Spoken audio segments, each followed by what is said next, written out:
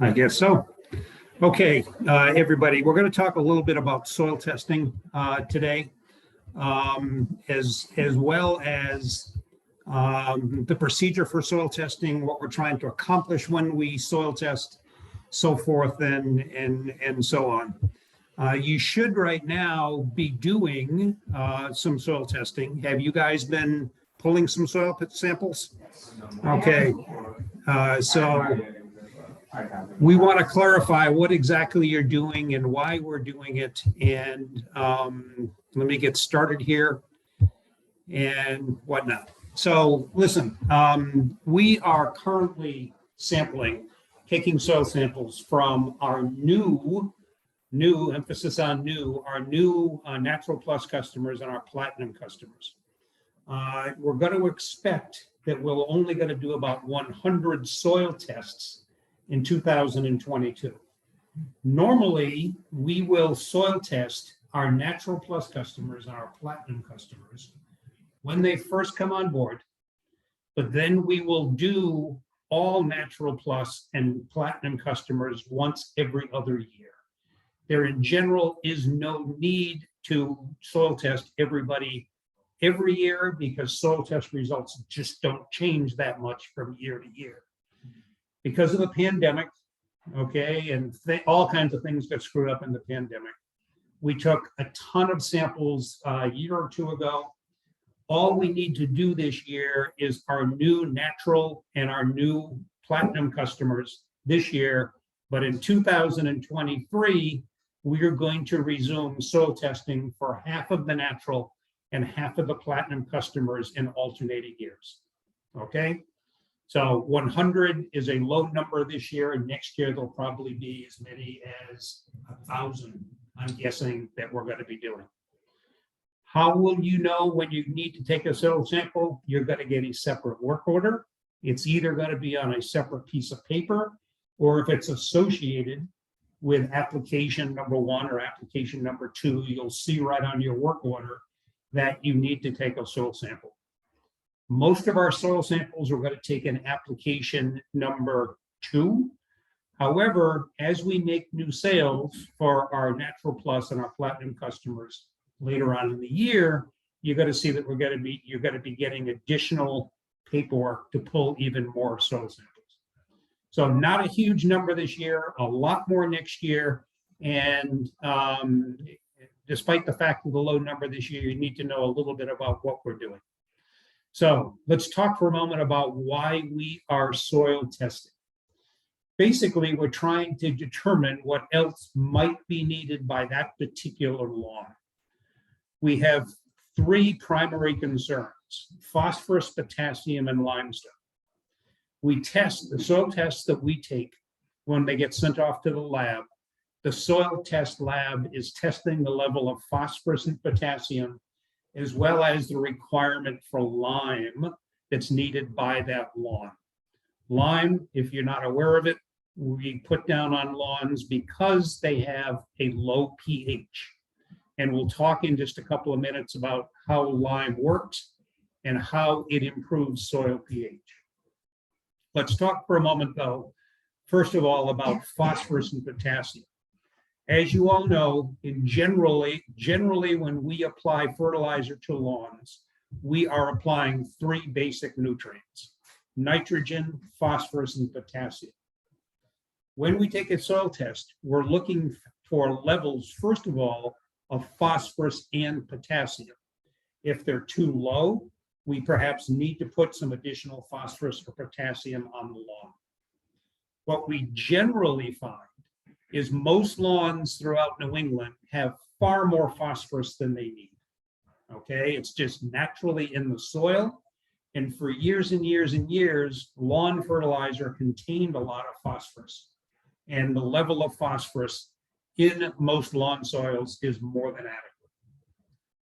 We generally don't need to add more phosphorus, and that's why in most of our fertilizers, phosphorus, which is that middle number on the bag, you'll see in most cases is 0.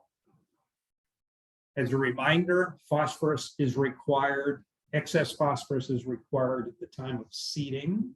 So when we seed, that's pretty much the only time we apply extra phosphorus unless a soil test results says that it's very low.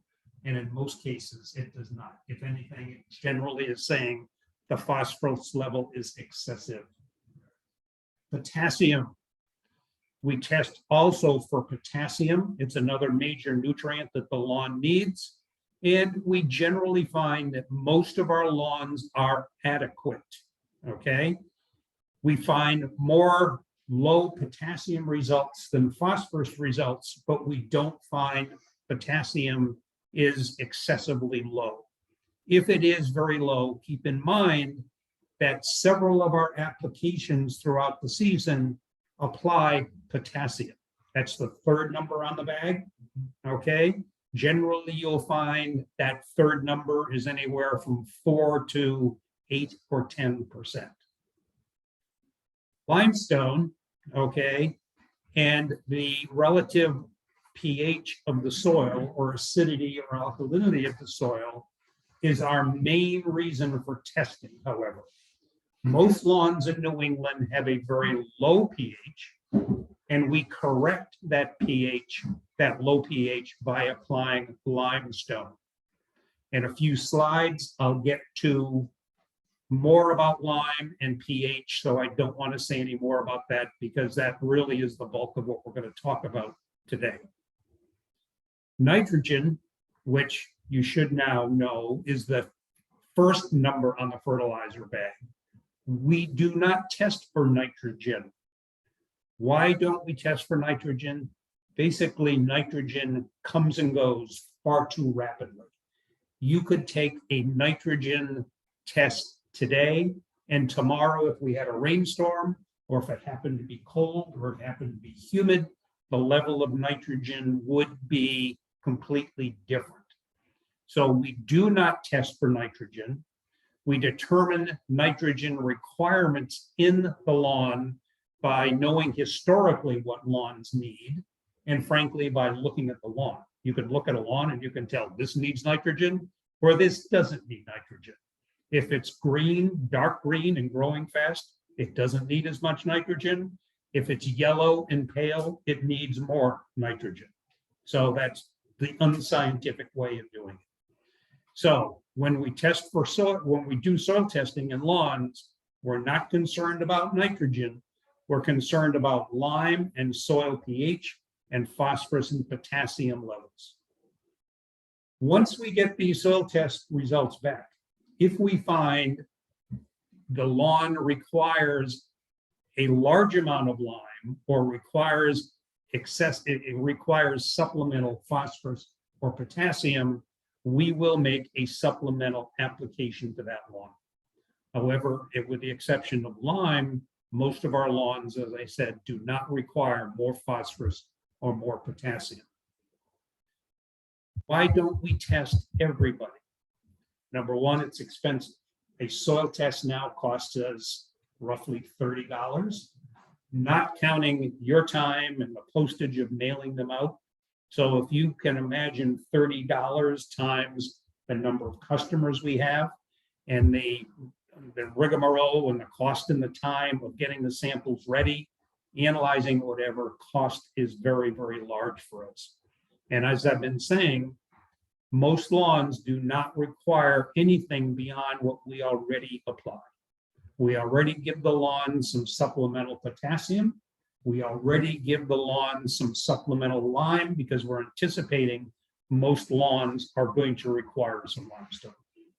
Yeah, I get some questions from potentially new customers that want a soil test and they want to know why we don't soil test everybody and why everything Jim just said is correct. That's why we don't soil test everybody, but that's not the answer you give to a customer. What I've said in the past is we have taken over the years thousands, if not tens of thousands of soil tests. They all come in, 97% of them come in about the same place. And we have tailored our program based on that 97%. And there are indicators in lawns that say, hey, if I see this, I know something else is goofy. So there's ways around it. But if you say that to most customers or most potential customers, that gets the point across and not saying, oh, it would cost us too much money. It doesn't go over that well. How are you going to take a soil sample? Okay. Basically, when you take a soil sample, hopefully most of you have a soil probe that looks like this. If you don't have a soil probe like this, you can use a shovel, any kind of a spade, anything basically to remove some of the soil. But the easiest way to do it is to use a soil probe such as what you see here. We want to take a soil sample to a depth of approximately 2 inches. And you do not want to take just one sample in a lawn, because you're likely to hit a spot which is, for whatever reason, abnormal. Okay, and soil is not, as you might imagine, is not completely uniform across the entire lawn. So generally, when we take soil samples, okay, the first bullet here is we want to take 3 samples from the front lawn and 3 samples from the back lawn. What we're going to do is we're going to combine all of those samples, okay, and we're going to mix them up to get a good representation of what the soil in that lawn is going to look like. This is just a slide of what the soil core is going to look like when you take it out with the soil probe, okay, and what you're going to want to do is you're going to want to throw the grass and the thatch that's attached to the top of the soil core away, because that's going to throw off your sample. Now, we're soil testing here. We're not testing the grass and we're not testing the thatch.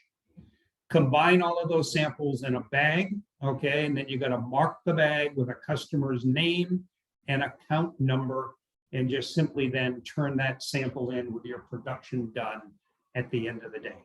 It's a very simple procedure. Okay, what's going to happen then is once we get all of our soil samples back, we send them out in a large group to an outside lab. We don't attempt to do them here in-house. Okay, we normally will get the results back in 6 to 8 weeks, and we're going to report results and recommendations for supplemental applications to the customer. We are not going back to every single customer and giving them the results of the soil test unless we find something really out of whack, or unless the customer says, gee, I'd really love to know what my soil tests look like. Okay. The soil test, by the way, when we get them back, gives us a soil pH, tells us about the alkalinity or acidity, tells us what the phosphorus is, tells us what the potassium is, and then the soil test result itself, there's information there on how to interpret what's low, what's medium, what's high, so forth and so on. So I want to spend most of our time talking about limestone. As if you've been here for a little bit, maybe not if you're relatively new, you do know that we apply lime to all of our lawns in application number 5, as well in many cases we're applying limestone in application number 4. In order to talk about limestone and what we're trying to do with limestone, we need to talk first about soil pH. So if you can remember back to high school chemistry, okay, soil pH or pH is a figure that is expressing the relative acidity or alkalinity of a solution. In this case, we're measuring the pH of the soil, but basically the pH of the water that's in the soil, okay? And it's on a logarithmic scale, which I'll explain later what that means, a logarithmic scale. When we measure pH, okay, a pH of 7 is what is considered neutral, if you remember that. Lower pH values are more acid, and higher values are more alkaline.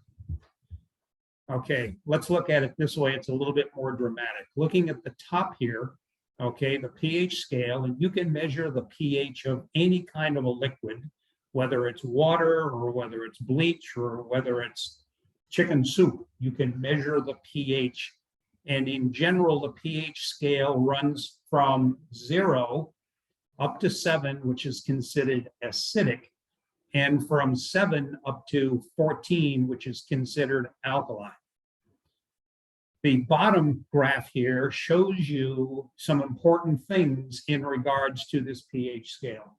You can see right in the middle of the yellow, the pH of 7 is considered neutral. And if you were to measure the pH of a pure water sample, it's going to come back with a pH of 7. Moving over to the left, the further you move away from neutral, as you go from 7 down to a pH of 0, okay, it's becoming increasingly acidic. And as you move to the right, that solution is becoming increasingly basic or alkaline. Basic and alkaline basically are synonymous. Some examples as you move towards the acidic, you can see that orange juice, perhaps you know, you've heard that orange juice is acidic.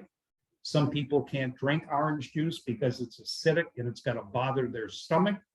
Orange juice has a pH of approximately 4. Battery acid, all the way over on the left-hand side, has a pH of 0.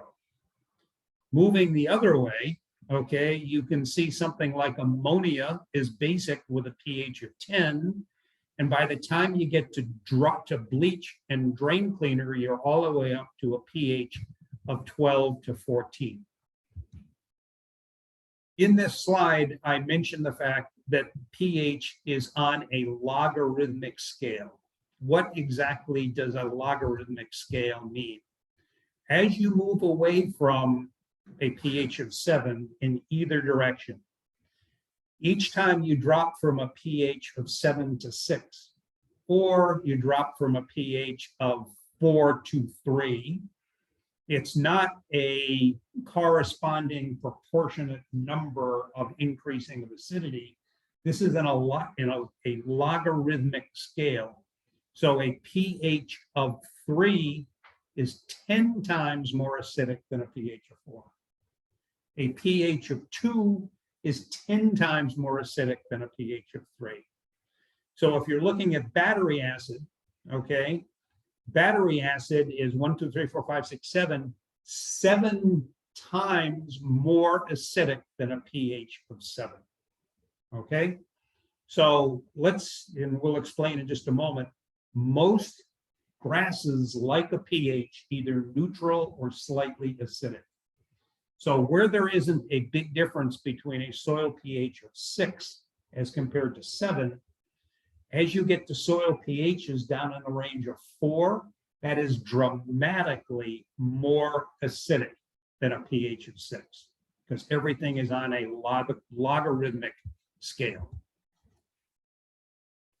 I'll explain also my last 2 bullet points here in just a moment.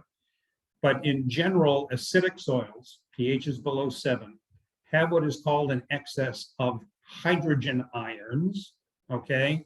Alkaline soils have an excess of hydroxyl or OH ions.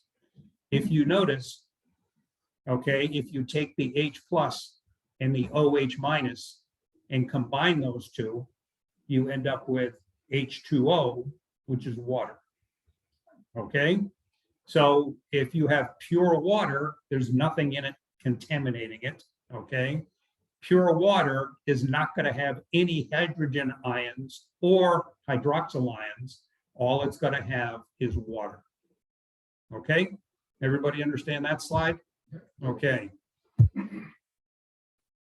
pH defined a little bit more on expressing acidity or alkalinity.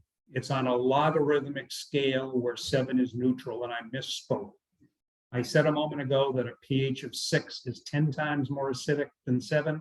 It's actually 1,000 times, okay? Logarithmic means 1,000 times. So a pH of 5 is 1,000 times more acidic than a pH of 6. Okay, so back to the solution here. Okay, if you're dealing with a pH of 3, that's 1,000 times more acidic than 4, which is 1,000 times more acidic than 5, which is 1,000 times more acidic than 6. So you can see if grass is like a pH of 6 to 7, by the time we get to a pH of 4, it's tens of thousands of times more acidic, which is why they don't like it. Okay, so Why don't they like it? Let's see if I can get rid of this thing here. Bear with me.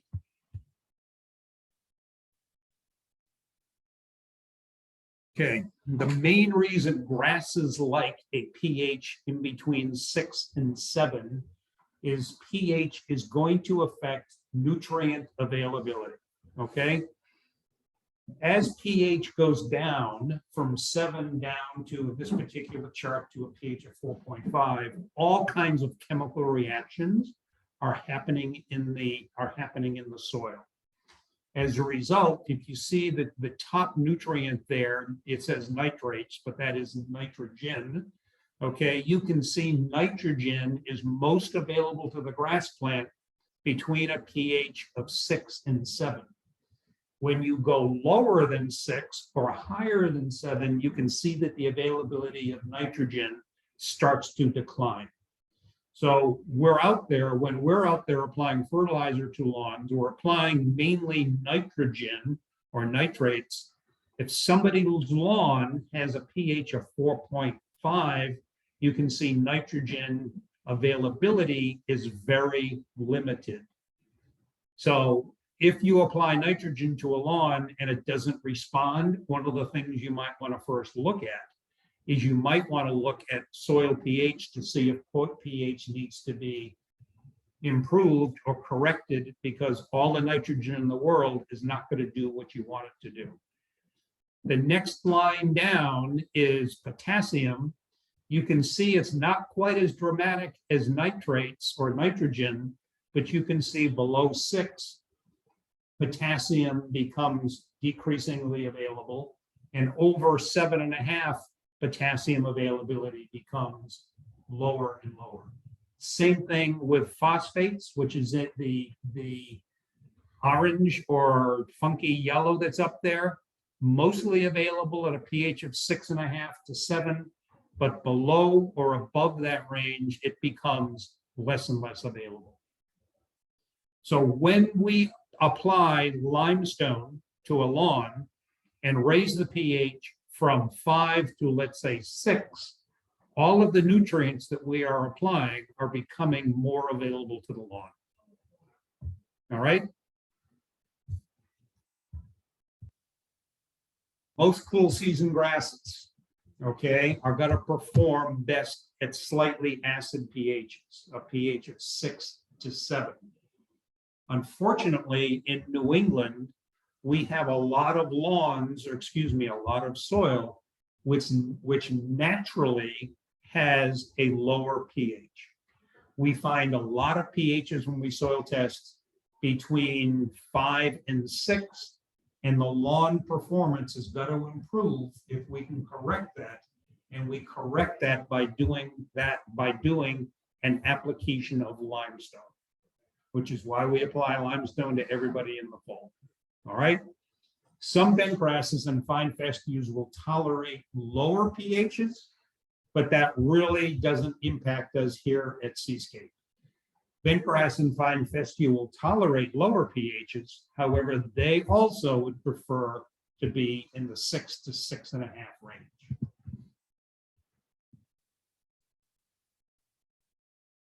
Why soils have a low pH? Soils in New England generally are acid. They have a low pH. Soils in the Midwest and West generally are alkaline. They have a high pH. Why is the pH so low in New England? Basically because our parent material, the original rock that was deposited by the glaciers and broke down over centuries into soil, that parent rock happened to be acidic. I couldn't even begin to go into the chemistry of why that actually occurred. But in the Midwest, okay, their parent rock tended to be alkaline. We're also facing another couple of issues here in New England, which tends to make our soil pH low or acidic. Acid rain, which is the result of pollution, is a very real thing. Every time it rains, it will bring down an excess of hydrogen ions, making our soils more acid. The other factor, which has been identified for years and years and years, is most fertilizer, okay, is acidifying. When we apply nitrogen to a lawn, there's a chemical reaction that takes place in the soil. That nitrogen is converted from urea to nitrates, from nitrites to nitrates before the grass plant can use it. And in that conversion, there's a release of hydrogen ions, which makes the soil even more acidic. So there's a lot of reasons why our pH in New England is low. We correct it with limestone applications. And if, as a result of soil testing, we find a lawn has exceptionally low lime or pHs, is exceptionally acid, we can apply excess fertilizer, excuse me, excess limestone to that lawn. So how do we correct acid soils? Limestone application is what we generally will use here in New England, and most of the limestone we use is nothing more than calcium carbonate. That's the most common lime used in New England. Other areas of the country will utilize magnesium carbonate, which is sometimes called dolomitic limestone. Magnesium carbonate is not as available as calcium carbonate, and it's the calcium form of limestone that we generally use here in New England. Do any of you know what common product that you might use other than limestone is calcium carbonate? Is that like the solid cal use? Nope. No. Tums. Oh, Just kidding. Tums is calcium carbonate. Oh, you're right. is that why, like on the soil test, pH and calcium levels move sort of in tandem? They do. The higher the pH, the more calcium will be in the soil. Yeah. The lower the pH, the lower the calcium will be in the soil. We generally, in our fertilizer applications, fertilizer contains nitrogen, phosphorus, and potassium. Some lawns have got a very low calcium level, which lawns also need, but the way to correct a low calcium level is to apply limestone, and you're applying calcium carbonate. In the Midwest, where you've got alkaline soils, they do not use limestone. What they're trying to do is they're trying to drive down soil pH. Okay, they're trying to drive it down, and the simplest way to do that is to apply sulfur. And basically, they're applying sulfur to create a small amount of sulfuric acid, which will drop the soil pH down closer to neutral. Not to get too much in the weeds here, okay? But you can see here, okay, just on a very simple basis, where you've got a soil, the little diagram there on the left-hand side in the purple bubble, where you've got a soil that is acidic, it's soil with an excess of hydrogen ions. We apply calcium carbonate to the lawn. We apply calcium carbonate to the lawn, okay, which after it undergoes a reaction, the soil then has more calcium. It releases then the hydrogen ions, which is going to end up then in a release of water and carbon dioxide. That's basically the reaction of what happens by eliminating or reducing the level of hydrogen ions in the soil. One other thing, a couple of other things you need to understand about limestone. When we apply limestone, it doesn't react in the soil quickly. It reacts in the soil very slowly. So when we apply limestone to raise soil pH or reduce acidity, that reaction is very slow. So oftentimes if somebody, and this is one reason we test every other year, okay, the effect of limestone is just not that rapid. It reacts very, very slowly. Because it reacts very slowly, and because limestone is very resistant to being broken down, the finer the limestone is ground, the quicker the soil pH is going to be lowered. Some of you probably have seen or seen your father or grandfather apply limestone to their lawn. And when they do, there's always a cloud of dust behind the spreader, such as what you see here. Now, this is an example of an agricultural spreader spreading ground agricultural limestone. It's very dusty, and it's basically the consistency of talcum powder. We do not want to be applying that kind of limestone to lawns because we're going to get you turning white. We're going to get all the equipment turning white.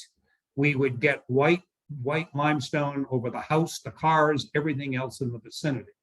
Okay, but we know we need to have the limestone ground very fine so we get a quicker reaction to lower soil pH. As I just showed you in the slide of the tractor, agricultural ground limestone is very white and dusty, but it reacts the fastest in terms of lowering soil pH. The application can be very messy. And what we used to do on lawns when we applied limestone is we would use a drop spreader to apply limestone to minimize the dust. Are you all familiar with what a drop spreader is? No. You use, whether it's a Z spray, you use, when you use a Z spray or an Anderson spreader, you're using a rotary spreader. Fertilizer drops out of the hopper. There's a spinning paddle which throws the fertilizer 8 or 10 feet to the right and to the left. Before some dude invented a rotary spreader to make applications go faster, everybody would use a drop spreader that was about 2 feet wide, and it would drop the fertilizer or limestone straight down, okay? Which meant you had to make your passes every 2 feet instead of every 12 to 15 feet, okay? And it had to be perfect because it was very easy to streak a lawn. But years ago, okay, people would use a drop spreader in an attempt to minimize the dust because they knew they couldn't throw it 10 feet to the right and to the left. So here at Seascape, okay, we know we want to use this kind of limestone. We want to use finely ground limestone. However, we can't create that kind of a situation. So what we use here at Seascape is what we call pelletized limestone, okay? Pelletized limestone starts out very, very finely ground, and the manufacturer adds a binding agent to it to make it into granules. When they do that, it turns the limestone brown. It binds it long enough to keep it as a granule in the bag and keeps it as a granule in the spreader long enough for us to get it onto the lawn. As soon as water hits it, it disperses it very quickly. The binding agent goes away and it reverts back to ground limestone, which is going to do the most good for the lawn. Which is why when you're doing that 5 on like a wet day, you get a little bit on the driveway, it just, that's the binding agent going away. Yep. Okay. Now, you will find products in the hardware store or products in Home Depot called granular lime, which you need to stay away from. Granular lime is not finely ground. It's got the consistency of a coarse sand, and it will spread very easily without dust. It's very inexpensive, but it's going to do very little to alter the pH of the soil because it's a large granule and it reacts so slowly. It would take years and years and years to alter soil pH. So what we use here is pelletized limestone. And actually what you referred to earlier as Solucal is a little bit of a marketing gimmick, because all Solucal is pelletized lime, which starts off as ground limestone, but they grind it even finer and then they pelletize it so it will react even a little bit more rapidly than the lime we use. That's all it is. And it took us a while to figure that out. Is that why it like clumps together so easily when it gets like? Yeah, all of the stuff that we use clumps Well, I together. know that, but especially Yeah. mine, like you can like, Yes, Like, you can like throw it through a window if you want. yep.